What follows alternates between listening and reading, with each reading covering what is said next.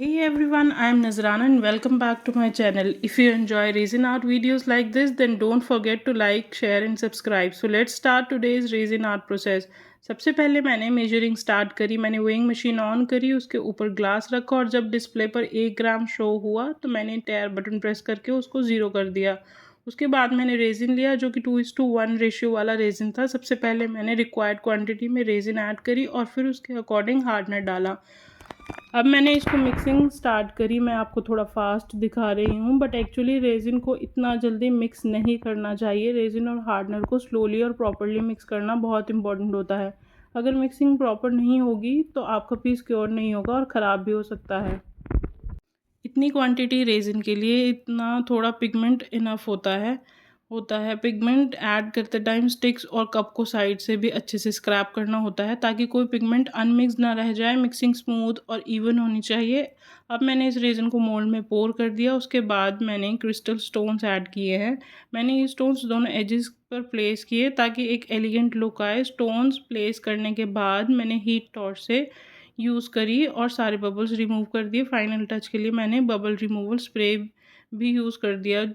जो white pigment वाला resin बच गया था उसको मैंने वेस्ट नहीं होने दिया। मैं हमेशा छोटे मोल्ड्स रेडी रखती हूँ ताकि एक्स्ट्रा रेजिन को यूज़ कर सकूँ। इनसे की चेन्स या तस्बीह हैंगिंग्स बहुत ईजीली बन जाते हैं।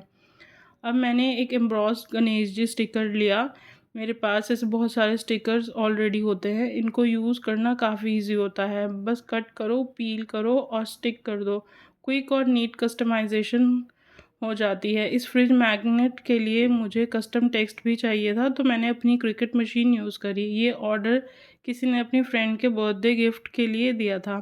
मैंने विनाइल स्टिकर कट किया और अब उसको केयरफुली प्लेस कर रही हूँ। प्लेसमेंट बहुत इंपॉर्टेंट होती है बिकॉज अगर टेक्स्ट थोड़ा भी टेढ़ा हो जाए तो फाइनल लुक इफेक्ट होता है। मैं पहले सैम्पल पोजीशनिंग चेक कर लेती हूँ और फिर फाइनल स्टिक करती हूँ। स्टिकर स्टिक करने के बाद मैंने उसको अच्छे से स्क्रैप किया बिकॉज कभी कभी ट्रांसफ़र टेप रिमूव करते वक्त अल्फ़ाबेट्स भी साथ में उठने लगते हैं। इसलिए पेशेंस के साथ स्लोली स्क्रैप करना होता है। जहाँ जहाँ लेटर्स प्रॉपरली स्टिक नहीं हो रहे थे मैंने वापस स्क्रैप करके उनको प्रेस किया और फिर केयरफुली टेप रिमूव कर दी।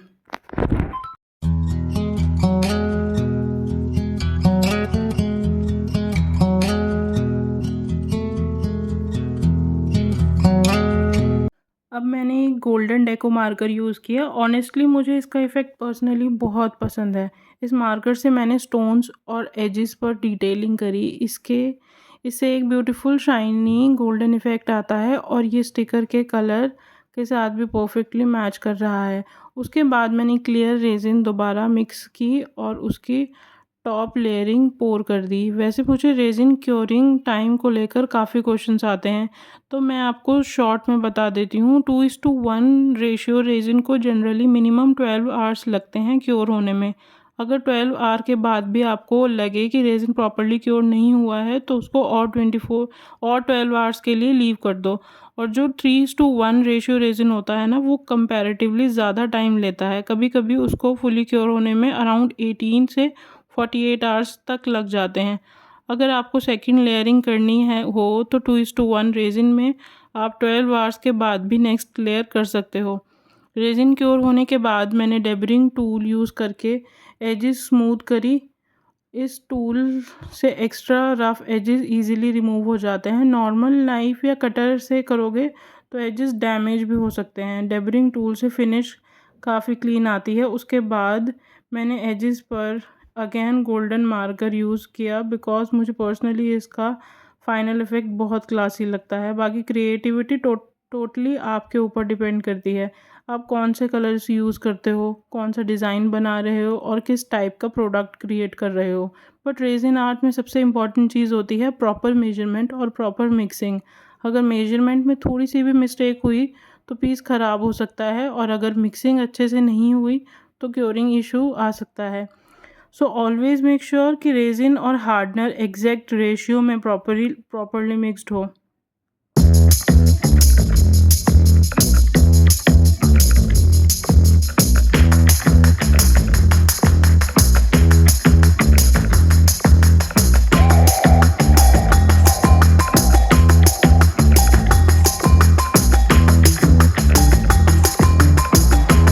क्योंकि ये फ्रिज मैग्नेट था तो मैंने इसके बैक साइड पर मैग्नेट अटैच किया। सबसे पहले मैंने B7000 ग्लू की थिन लेयर लगाई और फिर यूवी रेजिन यूज़ किया ताकि मैग्नेट प्रॉपरली सिक्योर हो जाए।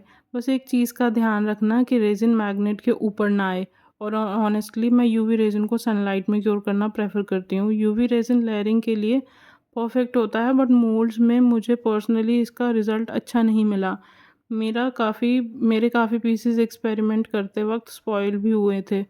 फाइनली मैंने इस पीस को पैक करने के लिए पैकिंग स्टार्ट करी। सबसे पहले बबल रैप करी और फिर गिफ्ट रैप कर दिया। ये कुरियर पार्सल नहीं था, घर के ही किसी नोन पर्सन के थ्रू गिफ्ट जाना था।